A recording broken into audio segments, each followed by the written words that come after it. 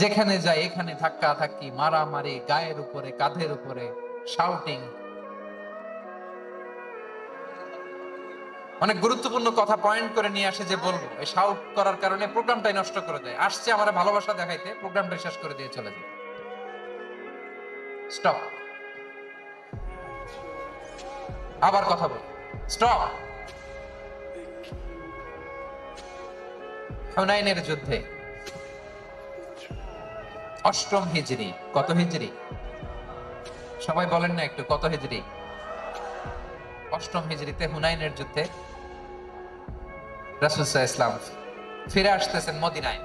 পথিমধ্যে বেলাল রাদিয়াল্লাহু তাআলা আনহু আযান দিচ্ছেন। কি দিচ্ছেন? তো পাশে ছিল মুশরিকদের একটা পল্লী, কিছু মুশরিক তরুণ, কিছু অমুসলিম কিশোর, তারা আযানকে ব্যঙ্গ করতেছে।